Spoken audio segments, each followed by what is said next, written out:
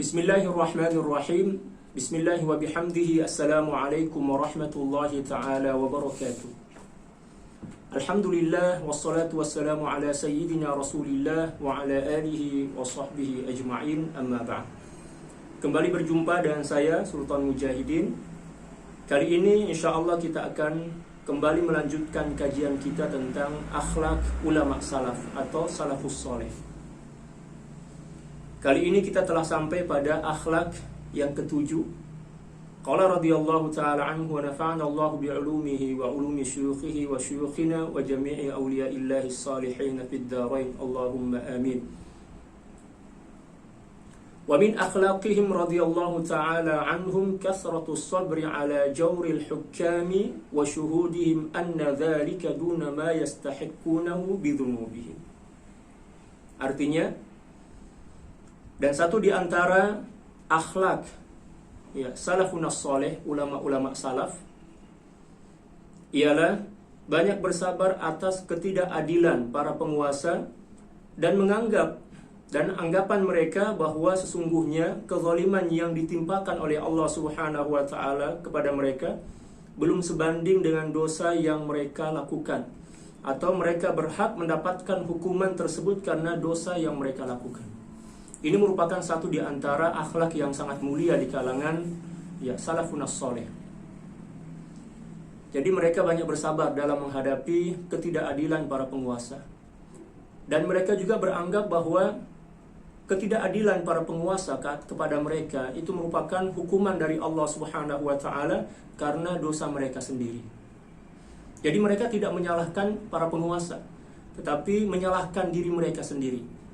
Bahwa ketidakadilan para penguasa itu merupakan hukuman dari Allah Subhanahu wa taala atas dosa-dosa yang mereka telah lakukan. Masya Allah.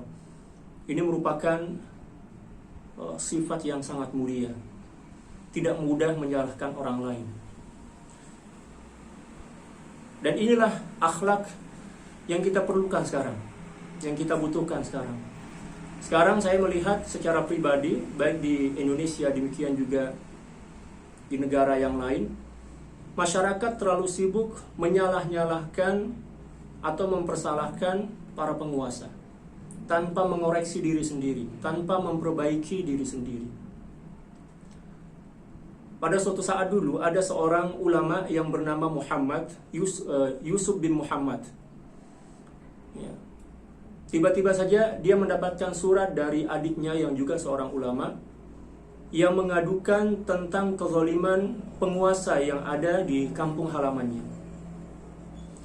Lalu Syekh Yusuf bin Muhammad ini membalas surat tersebut dan mengatakan, saya telah menerima surat kamu dan saya faham apa yang terjadi di tempat kamu, dan saya menasihati kepada kamu agar banyak beristighfar dan bertobat kepada Allah Subhanahu wa taala karena apa yang terjadi di kawasan atau di tempatmu itu merupakan hukuman dari Allah Subhanahu wa taala karena kalian terlalu banyak melakukan dosa.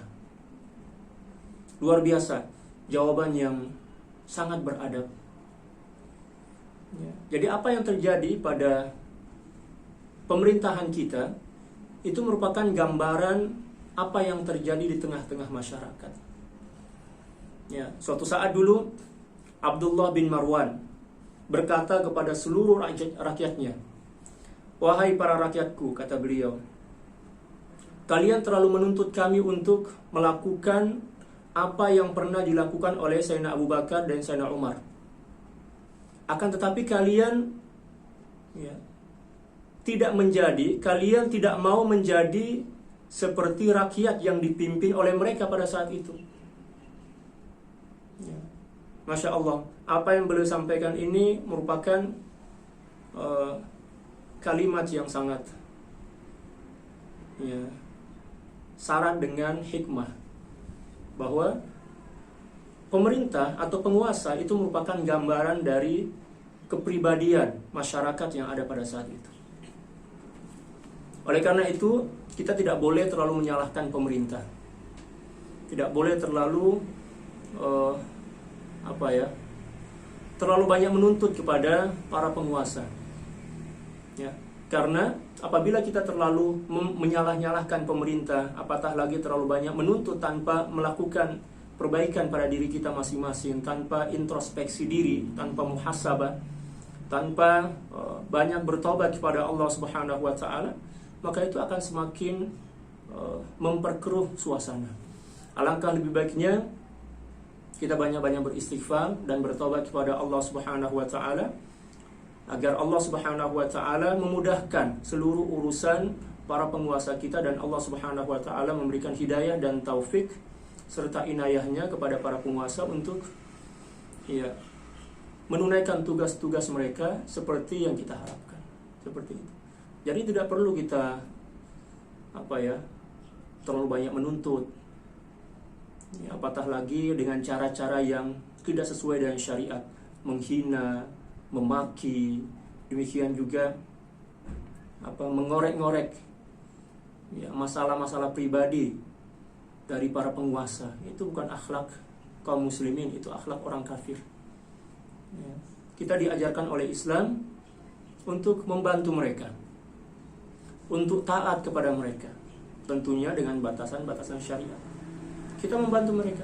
Kita diwajibkan untuk membantu para penguasa kita. Dengan cara apa? Mendoakan mereka,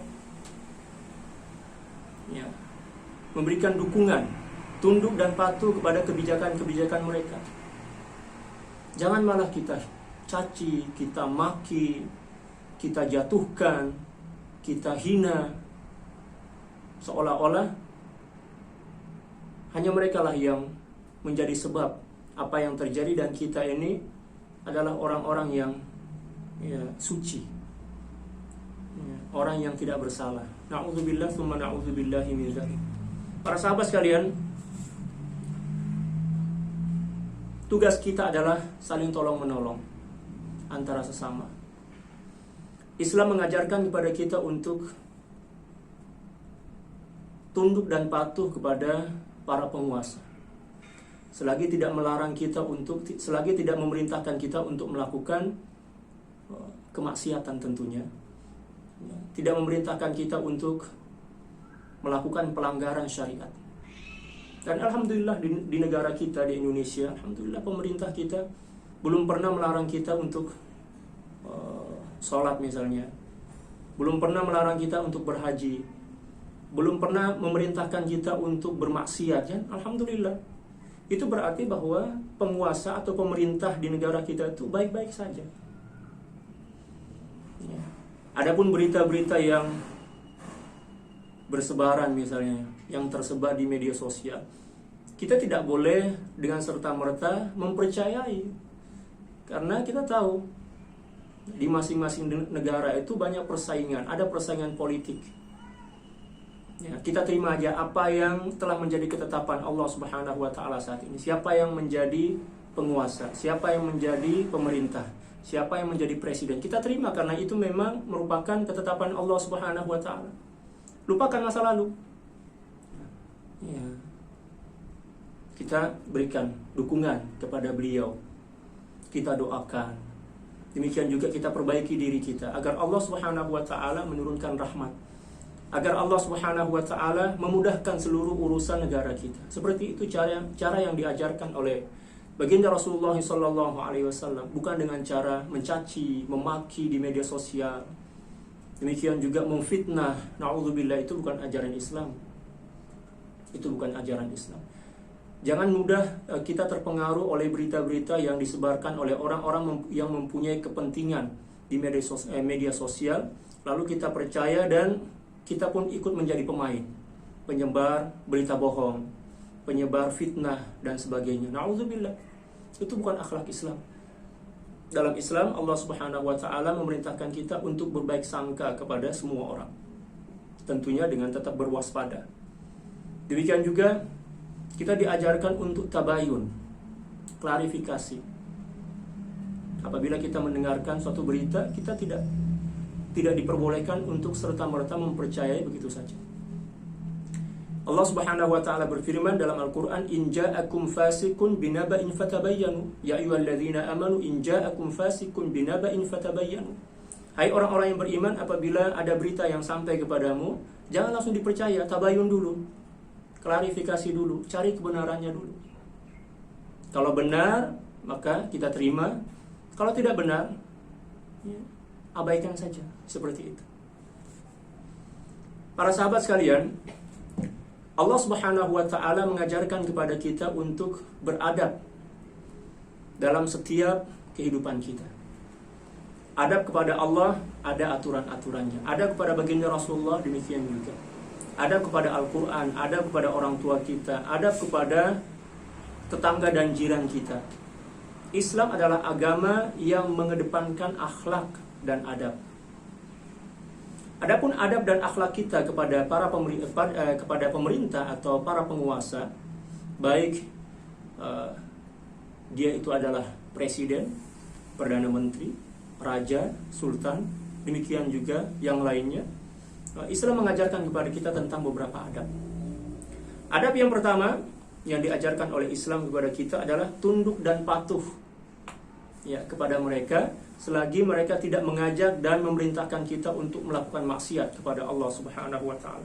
La ta'ata li makhluqin fi maksiatil khaliq. Kita tidak diperbolehkan untuk taat kepada makhluk, ya, dalam bermaksiat kepada Allah Subhanahu wa taala. Ya, selagi mereka tidak memerintahkan kita untuk melakukan maksiat, maka kita wajib untuk menaati perintahnya. Allah Subhanahu wa taala berfirman, "Ya ayyuhalladzina amanu athi'ullaha wa athi'ur rasul wa ulil amri minkum."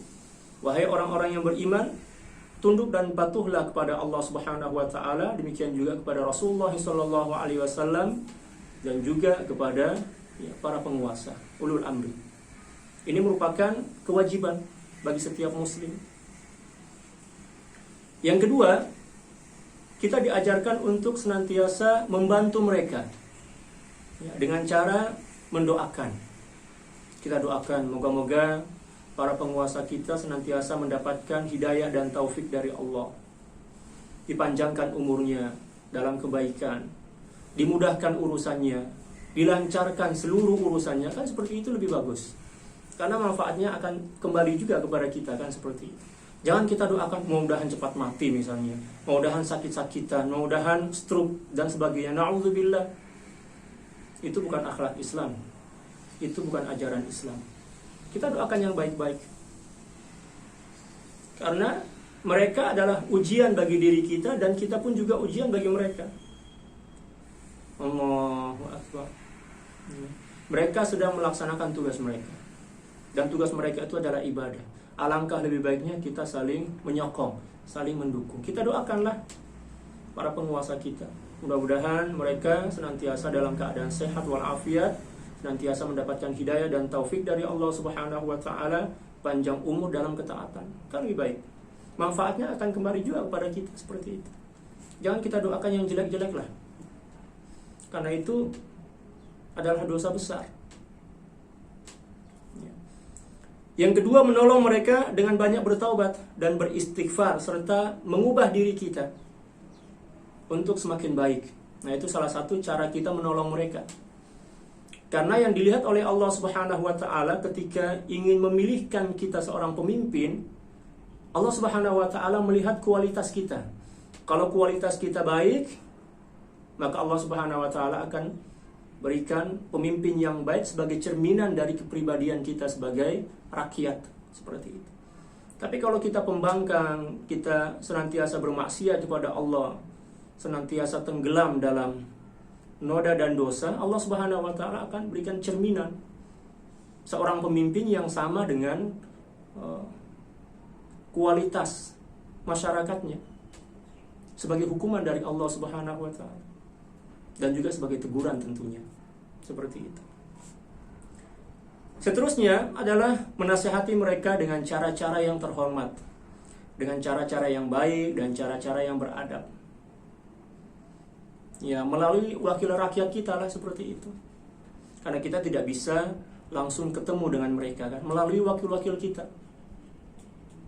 Dan tentunya wakil-wakil rakyat juga ya harus tahulah, harus sadar bahwa mereka dipilih oleh rakyat sebagai wakil rakyat, ya, sebagai penyambung lisan dari rakyat kepada pemerintah dan dari pemerintah kepada rakyat.